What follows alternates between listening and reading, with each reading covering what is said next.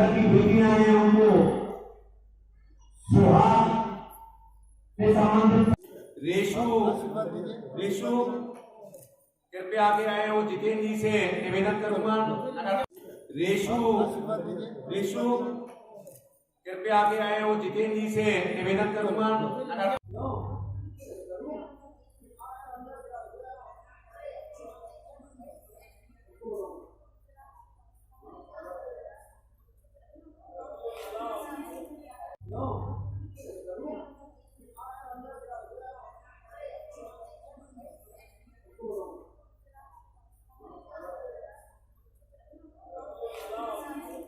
करेंगे और 15,000 रुपए पहले सरकार की ओर से ऐसे वैवाहिक सम्मेलन में 35,000 रुपए मिला करते थे।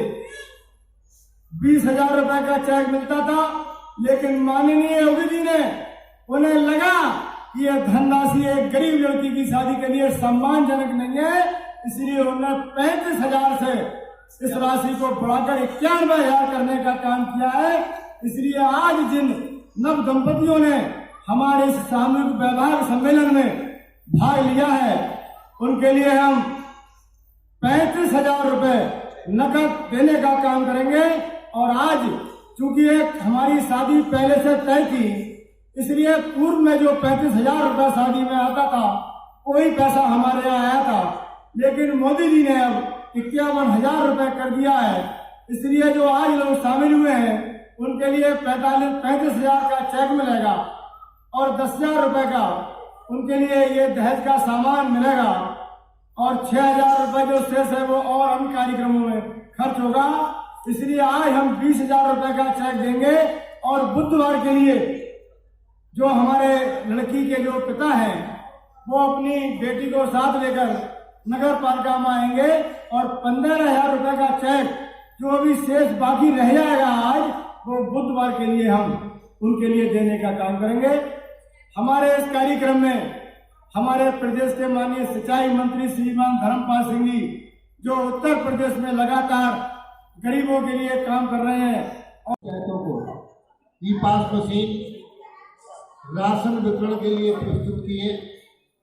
इससे अब जो राशन माफिया गिरी होती थी, गरीबों का राशन दूसरे लोग ले जाते थे, अब वास्तव में माफिया गिरी बंद होगी और गरीबों का राशन गरीबों को ही मिलेगा। 1 रुपए किलो का मोटा अनाज, 2 रुपए किलो का गेहूँ, 3 रुपए किलो का चावल, ये योगी सरकार की विशेष व्यवस्था है। अब बहुत नहीं चल पाएगा। अब एसडीएम को कोटा डीलर जबरदस्ती बनाना पड़ा करेंगे, भैया कोटे की दुकान तुम ले लो। अभी तक हम पर ये रहता है कि भाई हमें कोटा दिलवा दो, हमें कोटा दिलवा दो। अब लोग कहेंगे भैया हमें कोटा नहीं चाहिए, अब एसडीएम साहब ही जाने। अब अच्छी वितरण व्यवस्था आ रही है। इसमें जितना राशन कार्ड से, जितना अंगूठे से हम्प लगेगा, जितना इस महीने में बटेगा उतना ही अगले महीने में मिलेगा।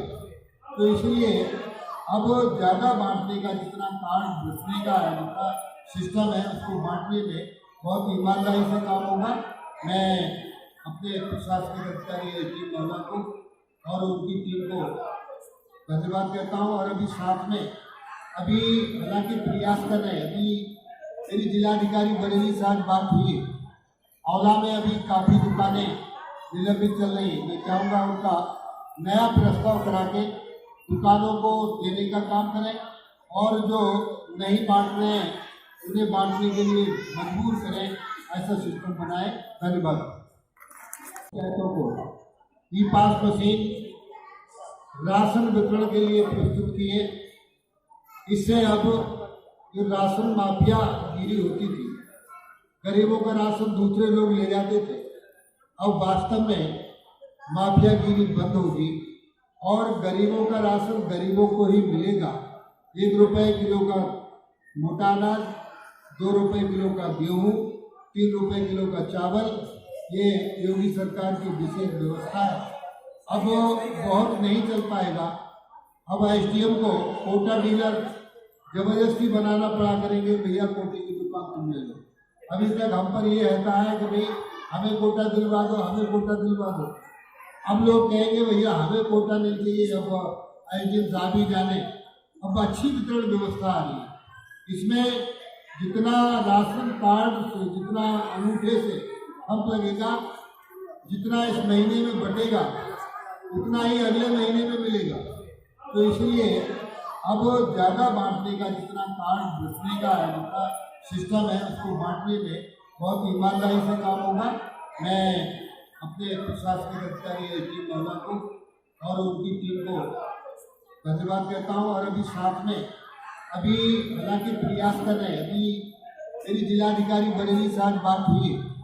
औला में अभी काफ़ी दुकानें निलंबित चल रही हैं। मैं चाहूँगा उनका नया प्रस्ताव करा के दुकानों को देने का काम करें, और जो नहीं बांट रहे हैं उन्हें बांटने के लिए मजबूर करें, ऐसा सिस्टम बनाएं। धन्यवाद।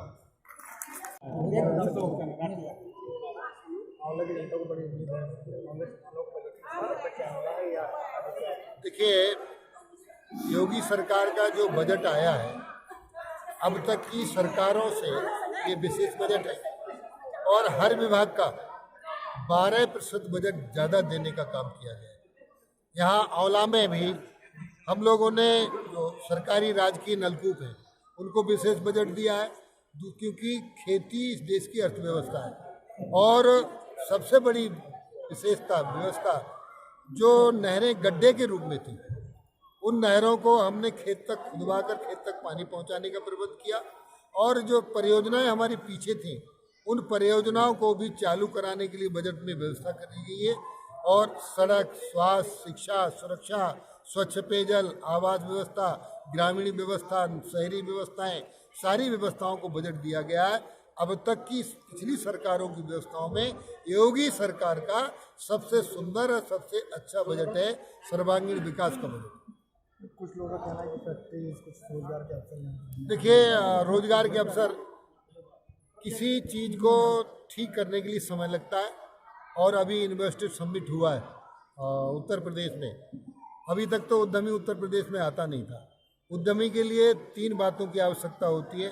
नंबर 1 सुरक्षा, नंबर 2 सड़कें। तो यहाँ हम सुरक्षा का भी पूरा प्रबंध कर रहे हैं। उत्तर प्रदेश में बरेली में उद्योग लगे, औला में भी उद्योग लगे, सब जगह उद्योग का वातावरण बन रहा है। उद्योग लगाने के लिए 3 बातें आवश्यक हैं। नंबर 1 सेफ्टी, नंबर 2 कनेक्टिविटी, और नंबर 3 इलेक्ट्रिसिटी। सुरक्षा भी है। कनेक्टिविटी 3 तरह की होती है, एयरवेज, रेलवेज, रोडवेज। नई रेल की सुविधा भी दी है, और एयर की सुविधाएं भी योगी सरकार में दी हैं। रोड को भी गड्ढा मुक्त करके रोडों को भी जोड़ने का काम किया है। इस बजट में पहली बार पूरब से पश्चिम दोनों को जोड़ा गया है।